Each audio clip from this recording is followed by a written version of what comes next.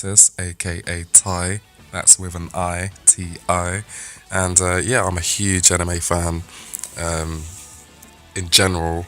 And right now, I'm definitely into Dragon Ball Super. I've always been into all the Dragon Ball series and stuff. So, I've always wanted to do this, talk about it, have discussions, predict and stuff. So, here it goes. I want to do a little preview into episode 1 and 4 coming up later this weekend.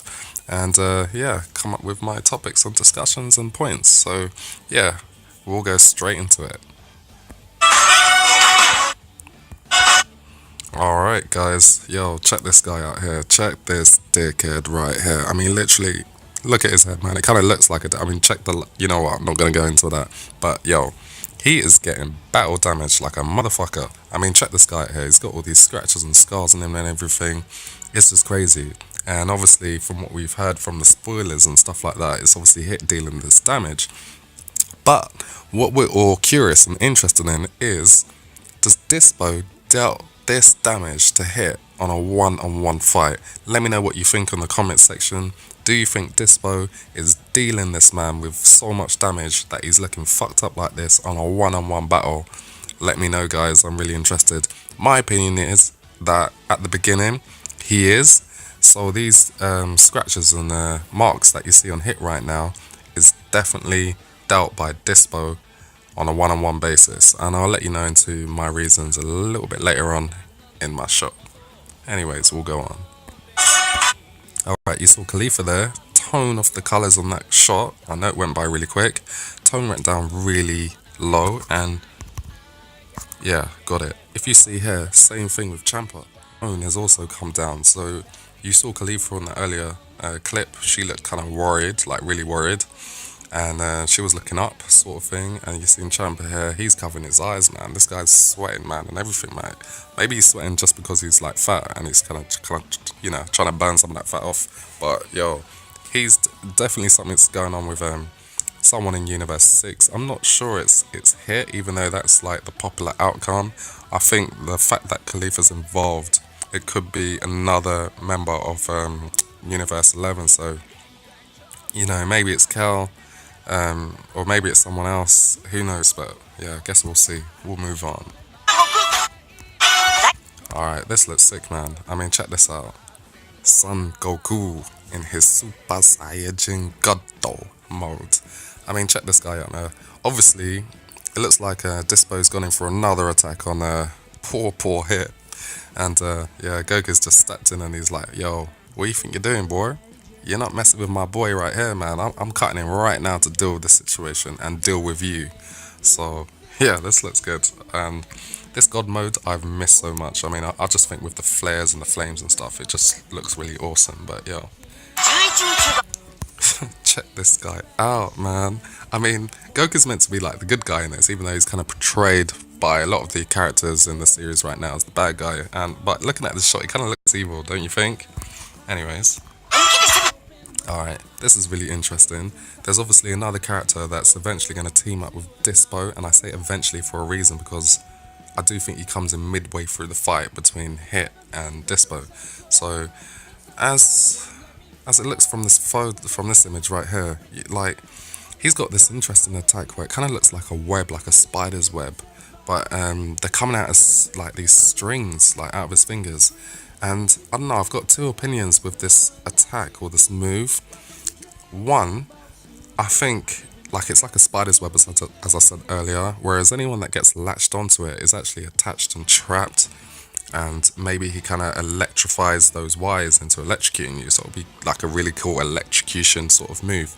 My second opinion is that anyone that gets close to those wires, basically, he stops time in some form or format. He stops time, and I think that would be such a perfect counter attack when facing Hit. So, I think that would really be good against Hit, and therefore Dyspo can get even more damage than he did before when they were facing one-on-one. So yeah, interesting. I mean, check this guy out. I don't know what he is, a frog, a lizard, an antelope, a bug, what, but he looks proud of this move right here. As you can see, they're coming out of his hands. They look like these wires or these strings coming out of his hand, and it's pretty cool. All right. As you see here, this is obviously Hit's foot, and he's made a step forward, but it looks like he's gonna hold that step back because as soon as he's taken that step forward, the strings has actually reacted to his movements, funny enough. So I do think he's got, like this guy from Universe 11, he can manipulate them in any way. And I do think they react automatically to like an enemy attack.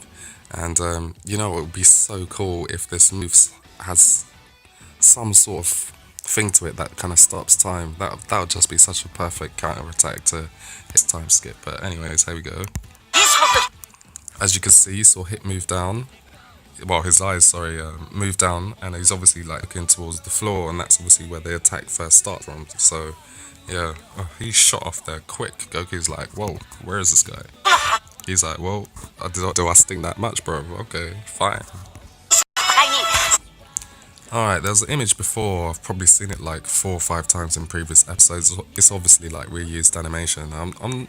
It's a little bit annoying having to see it in every episode. I can make do, but if they continue to keep reusing certain shots from previous episodes, I am going to get a bit bugged out about that. Real talk. Look, this scene's pretty sick as well. I mean, that just looks sick. I mean, it looks like an inferno, man. Dyspo looked like he's going for another attack on Hit, and then Goku's just like cutting there right in the middle, and he's just kind of flared up in his Saiyajin God mode, and yeah, it just looks like a wall of inferno, man. Gosh, check this dude. Dyspo don't know what hit him, man. He's like, shit, man, I was coming in for a carrot and I fucking got an inferno in my face. He's like, whoa. He looks shocked though, man. So, this looks really good. I can't wait. Okay, this is interesting. I mean, check this out, man. You're seeing this guy from Universe 11. See, this is what I'm talking about. Those strings, that kind of web strings that you saw earlier. He's obviously got this, he can obviously manipulate them to form in any formation of attack that he wants. And he's obviously using it now to kind of like tag Hit and probably trapping, so then Dyspo can get another hit on him. So, it's really interesting. It's kind of like a Spider-Man sort of slash attack sort of thing. And yeah, it's all good. Whoa. Alright, so we're looking at Dyspo right now. It obviously looks like there that he's kind of like just knocked a huge massive supersonic attack on Hit and sort of like blowing him back, probably towards the back of the stage, whatever. And all I gotta say is, like, everyone that's kind of concerned when it comes to or making a little complaint, I know there's a lot of people making a complaint how is Dyspo beating on Hit when he seemed so weak before when he was fighting that kind of maybe it was quite a few episodes ago, but it was fighting this with Casserole, this plant beastly sort of monster on Universe 11's planet, and he was made to look weak in those scenes. But you know what? The reason for that, I don't think it was too intentional to make him look weak. I think the intention behind those scenes was to introduce Topo as their leader and to show Topo's strength as a leader when they were taking on that plant beast. Because you saw that Topo just came in and saved the day, basically. And it made Topo look like the leader. And I think that's what they were trying to portray. I don't think they were necessarily trying to portray the weakness of Dyspo and Casserole in that scene. So I think they did get the balance wrong. But you know what, when it comes to how weak that you guys think, and I thought as well, that Dyspo looked kind of weak at, don't pay no attention to it. I don't pay no attention to it at all. Right now, this is the tournament of power. This is the time that he's going to show his potential, his power, basically. I mean, if people are going to complain too much about that, just look at Goku.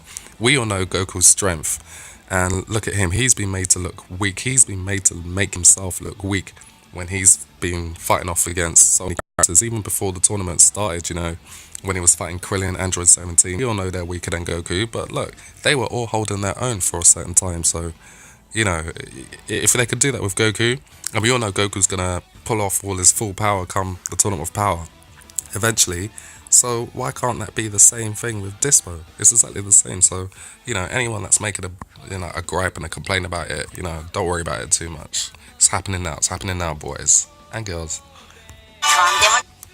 All right, as you can see here, I mean, you're seeing it right here.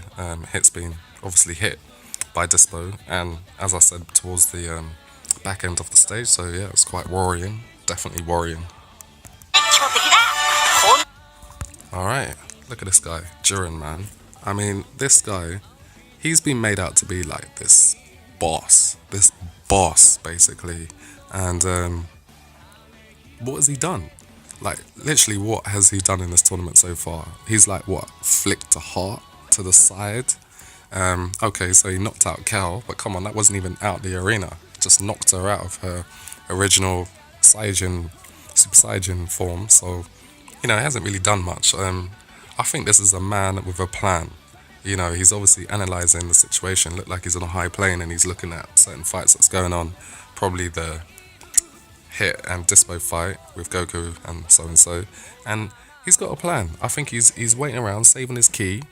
And yeah, he's probably going to wait until they get a bit weak and then knock them out one by one, two by two. We'll see. But you know what? Speaking of ki, yeah, when Universe 11 first appeared onto the arena, do you remember Goku and Vegeta? They were like, oh my gosh, this huge key. What universe is this? This key is so huge. Man, you know what? That key was probably just hits alone, or at least 90% of that key. That huge key was probably not hit, was probably Jiren's key alone. I mean, you're looking at all the other Universe 11 fighters, about what, 5 or 6 got knocked out already? And to be honest, they were quite shit. I mean, you look at them, they got knocked out pretty early. I mean, what, we're just maybe halfway, just below halfway, and there's only 4 members of Universe 11 left. So all that talk about, oh my gosh, man, the key of Universe, I don't know why Goku and Vegeta were all shook, man, about Universe. It wasn't Universe 11's key that was so huge. It was Jiren's key that was so huge, because most of that key definitely wasn't from the other fighters. Come on, let's be real. But anyways, we'll move on.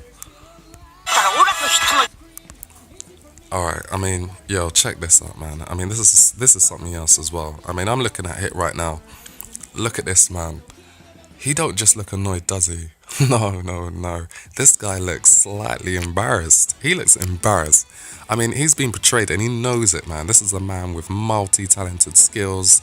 He's got so many variety in his attacks. This man is meant to be a boss, and yet he's being beat the shit out of by a punk-ass rabbit. I mean, what? I mean, look at the shame on his face. And you know what? You know what, Hit? You should be ashamed. You should, old man. And you are an old man, so that's even worse. Shame on you. I'll tell you what, he's probably thinking in his head right now, I hope Jiren ain't watching this fight, man, because, like, I'm getting my ass beat right now, and I'm meant to be a boss, and I'm getting beat by some sort of Roger the Rabbit dude, you know what I mean? So, I hope you pull it out of the bag and redeem yourself, old man. I really do.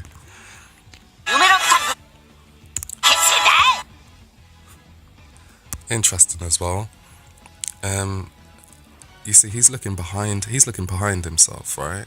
So I do think, yeah, it was definitely a one-on-one fight. He got all his battle damage from a one-on-one fight with Dyspo. And then what happened after that is Dyspo's teammates got involved and probably trapped him in that web. And that's why he's a bit worried. He probably can't move at this point. He's probably thinking, what the fuck, I can't move. And when Dyspo's come in with an hit, I think this is the moment that actually Goku intervenes and cuts in the fight. So it's a little prediction by me. We'll see. Alright. No, I think this is like maybe like as soon as Goku kind of cuts in the fight, I think Dyspo gets an early hit on him. And yo, like Goku's getting the fire kicked the shit out of him on this scene. Like, I'm a bit worried, but nah, not really. I do think this is probably the only significant blow that Goku's going to be dealt with, so I won't think it's a big deal. But anyways, move on. Alright, yeah, man. I hope you liked what you saw. I hope you liked the channel. If you got any comments, please leave it below. If you think Dyspo dealt all that damage on a one-on-one basis with Hit, or disagree, not agree, let me know. And yeah, hope to do more videos. Give me some likes, guys. See you soon.